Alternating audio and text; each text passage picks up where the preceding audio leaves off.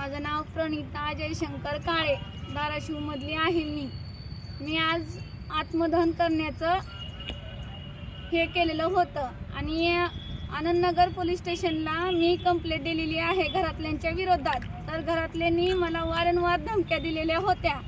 तर हे गुन्हा तू महागारी घेतीस का नाही, मला जीवे मारण्याची धमकी दिलेली आहे. त्यांनी क्रॉस कंप्लेंट करायची केलेली आहे. तर माझ्या माहेरच्या सगळ्या लोकांवर क्रॉस कंप्लेंट त्यांनी केलेली आहे.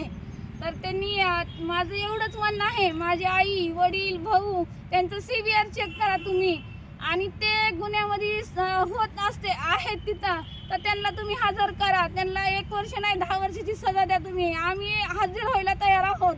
पण तुम्ही घराला CCTV काढायला लावतात. हे तुम्ही खंडेकर SP साहेब, परत हे नंतर हे सगळे मॅनेज झालेले लोक आहेत. हे सगळे पैशाच्या जोरावर तुम्ही घराचे CCTV काढायला लावतात आणि तुम्ही घरी जाऊन पंचनामा कोणत्या बेसिसवर तुम्ही पार पाडतात. तुम्ही आम्हाला न्याय पाहिजे. फक्त मला एवढंच म्हणायचं आहे की तुम्ही CVR चेक करा आणि माझ्या वडिलाला भावाला तुम्हाला अधिकार आहे. माझे आई वडील सगळे इथं असले तर तुम्हाला अधिकार आहे कोर्टासमोर हजर करायचा. मला फक्त न्याय पाहिजे.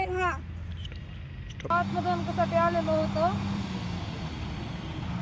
माझं 6 महिने झालं ऑपरेशन झालेलं नाही. ह्या घरातल्या लोकांमुळे माझे 3 ऑपरेशन झालेले आहेत. म्हणजे आज मी मृत्यूच्या दारात थांबलेली आहे आणि हे पैशाच्या जोरात पोलीस स्टेशन खरेदी करते.